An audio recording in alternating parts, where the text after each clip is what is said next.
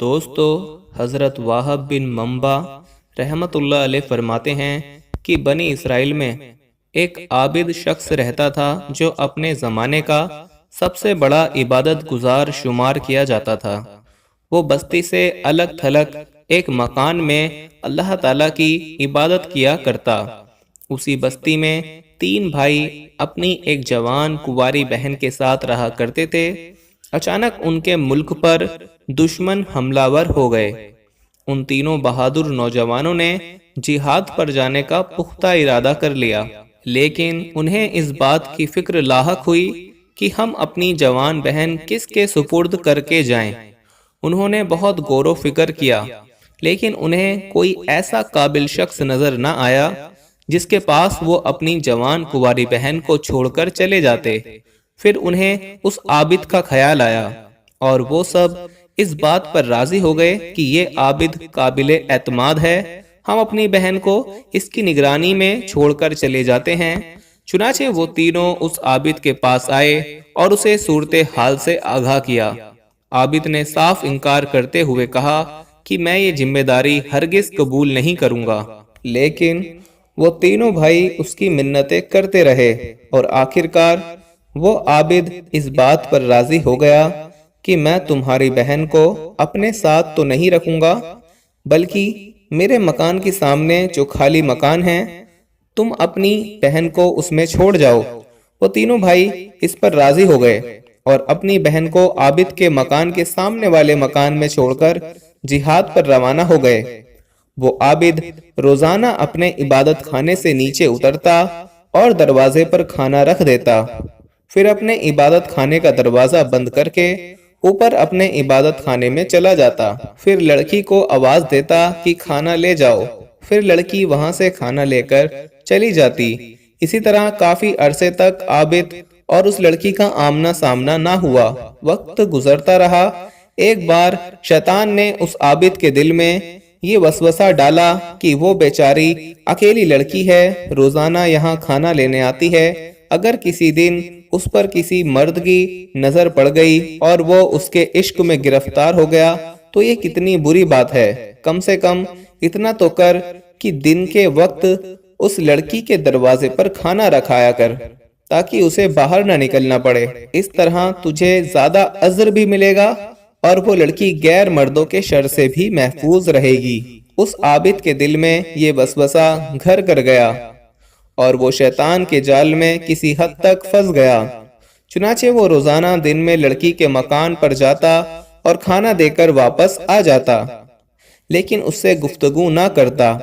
پھر کچھ عرصے بعد شیطان نے اسے ترکیب دلائی کہ تیرے لیے نیکی کمانے کا کتنا عظیم موقع ہے کہ تو کھانا اس کے گھر میں پہنچا دیا کر تاکہ اس لڑکی کو پریشانی نہ ہو، اور اس طرح تجھے اس کی خدمت کا ثواب زیادہ ملے گا۔ چنانچہ اس عابد نے اب گھر میں جا کر کھانا دینا شروع کر دیا۔ کچھ عرصہ اسی طرح معاملہ چلتا رہا۔ شیطان نے اسے پھر مشورہ دیا کہ دیکھ، وہ لڑکی کتنے دنوں سے اکیلے اس مکان میں رہ رہی ہے، اسے تنہائی میں دہشت ہوتی ہوگی، اگر تو اس سے کچھ دیر بات کرنے اور اس کے پاس تھوڑی بہت دیر بیٹھ جائے تو اس کی دہشت ختم ہو جائے گی اور اس طرح تجھے بہت بہت اجر و ثواب ملے گا۔ عابد پھر شیطان کے چکر میں پھر پھنس گیا اور اس نے اب لڑکی کے پاس بیٹھنا اور اس سے بات چیت کرنا شروع کر دی۔ پہلے شروعات تو اس طرح ہوئی کہ وہ عابد اپنے عبادت خانے سے بات کرتا اور لڑکی اپنے مکان سے، پھر دونوں دروازوں پر آ کر گفتگو کرنے لگے۔ پھر شیطان کے اکسانے پر وہ عابد اس لڑکی کے مکان میں جا کر اس کے پاس بیٹھتا اور باتیں کرتا۔ آخرکار شیطان نے اب اسے ورگلانا شروع کر دیا کہ دیکھ، یہ لڑکی کتنی خوبصورت ہے، کیسی حسین و جمیل ہے۔ جب اس نے جوان لڑکی کی جوانی پر نظر ڈالی تو اس کے دل میں گناہ کا ارادہ ہوا اور ایک دن اس لڑکی سے بہت زیادہ قربتیں اختیار کی، اور آخرکار اس بدبخت عابد نے شیطان کے بہکاوے میں آ کر اس لڑکی سے بدکاری کر ڈالی، جس کے نتیجے میں لڑکی حاملہ یعنی پریگننٹ ہو گئی اور اس حمل سے ایک خوبصورت بچہ پیدا ہوا۔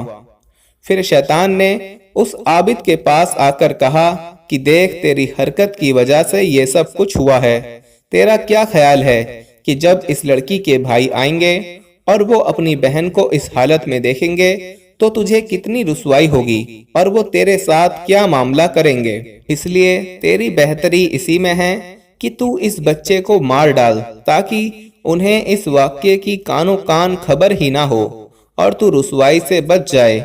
چنانچہ اس عابد بدبخت نے بچے کو ذبح کر ڈالا اور ایک جگہ دفن کر دیا۔ اب وہ مطمئن ہو گیا کہ لڑکی اپنی رسوائی کے خوف سے اپنے بھائیوں کو اس واقعے کی خبر نہ دے گی۔ لیکن شیطان ملعون دوبارہ اس عابد کے پاس آیا اور کہا، اے جاہل انسان، کیا تو نے یہ گمان کر لیا کہ یہ لڑکی اپنے بھائیوں کو کچھ نہیں بتائے گی؟ یہ تیری بھول ہے۔ یہ ضرور تیری ساری حرکتوں کے بارے میں اپنے بھائیوں کو آگاہ کرے گی اور تجھے ذلت و رسوائی کا سامنا کرنا پڑے گا۔ تیری خیر اسی میں ہے کہ تو اس لڑکی کو بھی قتل کر کے دفن کر دے تاکہ معاملہ ہی ختم ہو جائے۔ اب عابد نے شیطان کے مشورے پر عمل کیا اور لڑکی کو قتل کر کے اسے بھی بچے کے ساتھ ہی دفن کر دیا اور دوبارہ مشروف عبادت ہو گیا۔ وقت گزرتا گیا۔ جب اس لڑکی کے بھائی جہاد سے واپس آئے تو انہوں نے اس مکان میں اپنی بہن کو نہ پا کر عابد سے پوچھا تو اس نے روتے ہوئے جواب دیا، تمہارے جانے کے بعد تمہاری بہن کا انتقال ہو گیا اور یہ اس کی قبر ہے، وہ بہت نیک لڑکی تھی۔ اتنا کہنے کے بعد وہ عابد رونے لگا اور اس کے بھائی قبر کے پاس پھوٹ پھوٹ کر رونے لگے۔ کافی دن وہ اسی مکان میں اپنی بہن کی قبر کے پاس رہے، پھر اپنے گھروں کو لوٹ گئے اور انہیں اس عابد کی باتوں پر یقین آ گیا۔ ایک رات جب وہ تینوں بھائی اپنے اپنے بستروں پر آرام کرنے کے لیے لیٹے اور ان کی آنکھ لگ گئی تو شیطان ان تینوں کے خواب میں آ گیا اور سب سے بڑے بھائی سے سوال کیا، تمہاری بہن کہاں ہے؟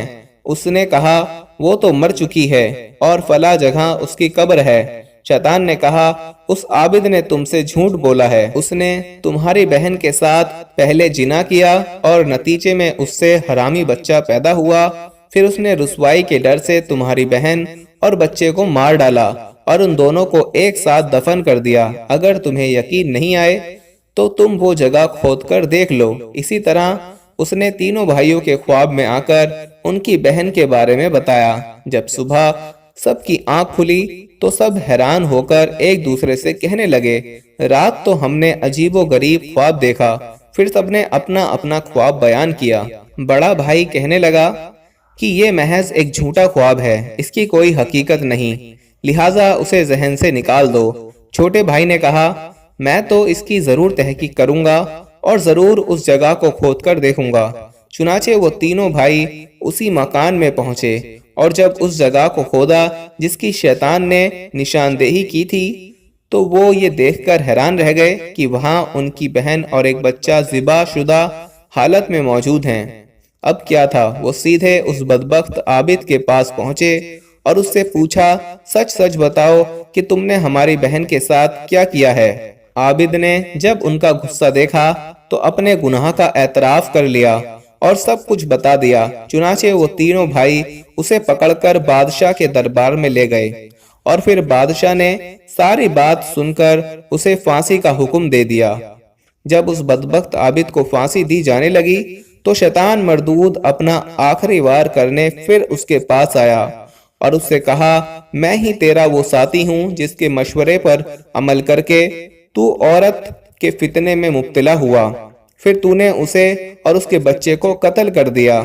ہاں، اگر آج تو میری بات مان لے گا تو میں تجھے پھانسی سے رہائی دلوا دوں گا۔ عابد نے کہا، اب تو مجھ سے کیا چاہتا ہے؟ شیطان بولا، تو اللہ کی وحدانیت کا انکار کر دے اور کافر ہو جا۔ اگر تو نے ایسا کر دیا تو میں تجھے آزاد کروا دوں گا۔ یہ سن کر عابد کچھ دیر سوچتا رہا اور پھر دنیاوی عذاب سے بچنے کی خاطر اس نے اپنی زبان سے کفریہ کلمات بکے اور اللہ کی وحدانیت کا منکر ہو گیا۔ نعوذ باللہ۔ جب شیطان نے اس بدبخت عابد کا ایمان بھی برباد کروا دیا تو اسے حالت کفر میں پھانسی دے دی گئی اور شیطان فوراً اپنے ساتھیوں سمیت وہاں سے غائب ہو گیا۔ شیطان کی شیطانیت اور چالوں کے بارے میں قرآن مجید میں کیا خوب فرمایا ہے۔ سورہ حشر میں اللہ تعالیٰ فرماتا ہے منافقوں کی مثال شیطان جیسی ہے، جب وہ انسان سے کہتا ہے کہ تو کافر ہو جا، پھر جب وہ کافر ہو جاتا ہے تو شیطان کہتا ہے میں تجھ سے بیزار ہوں، بے شک میں اللہ سے ڈرتا ہوں جو تمام جہانوں کا رب ہے۔ اللہ تعالیٰ ہمیں عورت کے فتنوں اور شیطان کی مکاریوں سے ہر حال میں محفوظ رکھے۔ دوستو کہا جاتا ہے کہ حضرت ابو ہریرہ رضی اللہ تعالیٰ عنہ بھی دعا مانگا کرتے تھے۔ وہ اللہ سے یہ دعا مانگتے تھے کہ اے اللہ زنا اور چوری سے مجھے اپنی پناہ میں رکھ۔ یہ دعا سن کر لوگوں کو بڑا تعجب ہوا کرتا اور کہنے لگے لوگ اے حضرت ابو ہریرہ آپ اس وقت عمر کے آخری مرحلے میں ہیں اور نبی کریم صلی اللہ تعالیٰ علیہ وسلم کا فیض صحبت بھی آپ کو نصیب ہے، کیا پھر بھی آپ کو زنا اور چوری کا اندیشہ ہے جو ایسی دعا مانگ رہے ہیں؟ آپ نے ایسے موقع پر تاریخی جواب عنایت فرمایا، یعنی میں اپنے نفس سے کیسے مطمئن ہو جاؤں اور اسے کس طرح محفوظ تصور کروں، حالانکہ ابلیس ابھی زندہ ہے۔ تو دوستو بے شک شیطان اپنے وسوسوں کے ذریعے سے انسان کو بہکانے کی کوشش کرتا ہے۔ ہمیں اپنے نفس پر قابو پاتے ہوئے اللہ تعالیٰ اور رسول کریم صلی اللہ تعالیٰ علیہ وسلم کے بتائے ہوئے طریقوں پر زندگی گزارنی ہے تاکہ ہماری یہ دنیا بھی اچھی ہو جائے اور ہماری آخرت بھی اچھی ہو جائے۔ امید ہے دوستو آپ کو ہماری آج کی یہ ویڈیو پسند آئی ہوگی۔ اگر پسند آئی ہے تو اس کو دل سے لائک کریں تاکہ ہم ایسی ہی اور ویڈیو آپ کے لیے لاتے رہیں، اور اپنے قریبی لوگوں میں شیئر ضرور کریں۔ ملتے ہیں اپنی اگلی ویڈیو میں، تب تک کے لیے مجھے اجازت دیجیے۔ فی امان اللہ۔